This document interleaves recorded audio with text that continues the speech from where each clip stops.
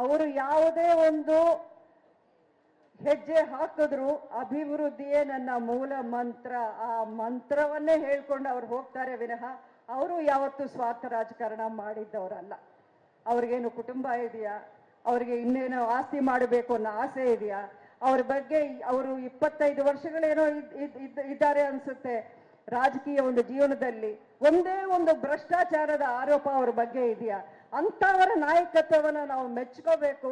ಆ ನಾಯಕರ ಜೊತೆ ನಾವು ಇದ್ದಾಗ ನಾನು ನನ್ನ ಜಿಲ್ಲೆಗೆ ಸಾಕಷ್ಟು ಕೊಡುಗೆಯನ್ನ ತರಬಹುದು. MP ಇವತ್ತು ಇರ್ತೀನಿ, ನಾಳೆ ಇನ್ನೊಂದಾಗ್ತೀನೇನೋ, ಇನ್ನೊಂದಾಗ್ಬೋದು. ಆ ಸ್ಥಾನ ಇದ್ದಾಗ ನಾನು ನಮ್ಮ ಜಿಲ್ಲೆಗೆ, ನಮ್ಮ ಕಾರ್ಯಕರ್ತರಿಗೆ, ನಮ್ಮ ಬೆಂಬಲಿಗರ ಜೊತೆ ನಾನು ಇರ್ತೀನಿ. ನಾನು ಈ ಒಂದು ಚುನಾವಣೆಯಲ್ಲಿ ಮಾತ್ರ ಸ್ಪರ್ಧೆ ಮಾಡ್ತಾ ಇಲ್ಲ, ಆದ್ರೆ ಮಂಡ್ಯದಿಂದ ನಾನೇನು ನಿರ್ಗಮನ ಆಗ್ತಿಲ್ಲ. ಆ ಸಂದೇಶವನ್ನು ನೀವು ಎಲ್ಲಿ ಬೇಕಾದರೂ ಹೋಗಿ ಹೇಳಿ, ಮಂಡ್ಯವನ್ನ ನಾನು ಬಿಟ್ಟು ಹೋಗೋ ಪ್ರಶ್ನೆನೇ ಇಲ್ಲ. ಮುಂದಿನ ದಿನಗಳಲ್ಲಿ ನೀವು ನೋಡ್ತೀರಾ, ಒಂದು ಪಕ್ಷದ ಶಕ್ತಿ ನನ್ನಲ್ಲಿದ್ದಾಗ ಇನ್ನು ನಾನು ಯಾವ ರೀತಿ ಕೆಲಸ ಮಾಡ್ತೀನಿ, ಯಾವ ರೀತಿ ಎಲ್ಲರ ನೆರವಾಗೋಕೆ ಪ್ರಯತ್ನ ಪಡ್ತೀನಿ ಅನ್ನೋಂಥ ವಿಷಯವನ್ನ ನೀವೇ ನೋಡ್ತೀರಾ.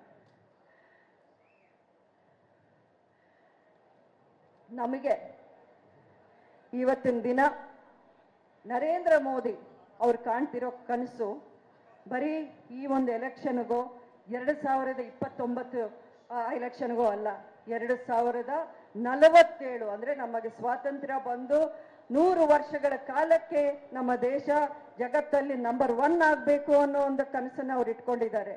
ನೋಡಿ, ನಮ್ಮ ದೇಶ ಚೆನ್ನಾಗಿದ್ರೆ ನಮ್ಮ ರಾಜ್ಯ ಚೆನ್ನಾಗಿರುತ್ತೆ, ನಮ್ಮ ರಾಜ್ಯ ಚೆನ್ನಾಗಿದ್ರೆ ನಮ್ಮ ಜಿಲ್ಲೆ ಚೆನ್ನಾಗಿರುತ್ತೆ, ನಮ್ಮ ಜಿಲ್ಲೆ ಅಭಿವೃದ್ಧಿ ಆಗುತ್ತೆ, ನಮ್ಮ ಜನ ಚೆನ್ನಾಗಿರುತ್ತೆ. ಅದು ಇದೊಂದೇ ನನ್ನ ಸ್ವಾರ್ಥ. ಇದರಲ್ಲಿ ಬೇರೆ ಯಾವ ಸ್ವಾರ್ಥ, ಬೇರೆ ಯಾವ ದುರುದ್ದೇಶ ನನ್ನಲ್ಲಿ ಇಲ್ಲ.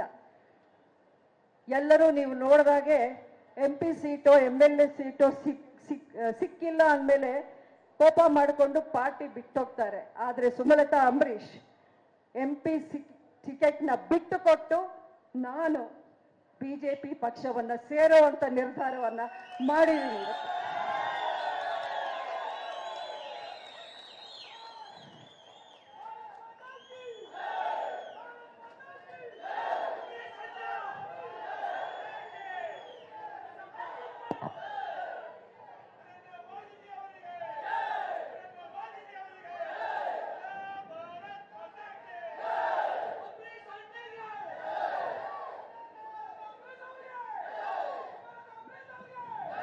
ನೋಡಿ, ಸೋತಂತ ಕ್ಷೇತ್ರವನ್ನೇ ಬಿಟ್ಟುಕೊಡೋ ಸಾಹಸ ಇವತ್ತಿನ ಕಾಲದಲ್ಲಿ ಯಾರೂ ಮಾಡಲ್ಲ.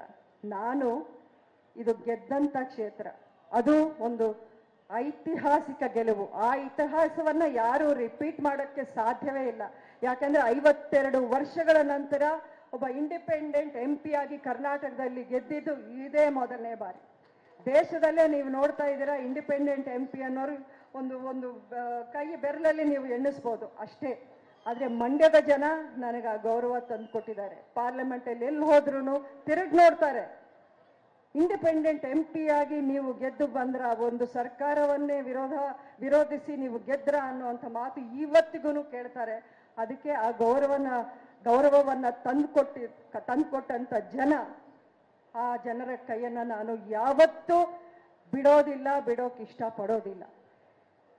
ಇದೇ ಮಂಡ್ಯದಲ್ಲಿ ಕಳೆದ ಬಾರಿ ನಾನು ನನ್ನ ನಾಮಪತ್ರ ಸಲ್ಲಿಕೆ ಆದಮೇಲೆ ನಿಮ್ಮ ಮುಂದೆ ನಿಂತು ನಿಮ್ಮಲ್ಲಿ ಒಂದು ಭಾಷೆ ಕೇಳಿದೆ. ನಾನು ಒಂದು ಭಾಷೆ ಕೊಡಿ, ಒಂದು ಮಾತು ಕೊಡಿ, ಒಂದು ವಾಗ್ದಾನ ನನಗೆ ನೀವು ಮಾಡಿ ಅನ್ನುವಂಥ ಮಾತನ್ನ ಆವತ್ತು ನಾನು ಕೇಳಿದೆ. ಆದ್ರೆ ಇವತ್ತು ನಾನು ನಿಮಗೆ ಪ್ರಮಾಣ ಮಾಡಿ ಹೇಳ್ತಾ ಇದ್ದೀನಿ, ಈ ಮಂಡ್ಯದ ಋಣ, ಈ ಮಂಡ್ಯದ ಜನರನ್ನ ಸುಮಲತಾ ಅಂಬರೀಶ್ ಎಂದೆಂದಿಗೂ ಬಿಡೋದಿಲ್ಲ, ಎಂದೆಂದಿಗೂ ಬಿಡೋದಿಲ್ಲ.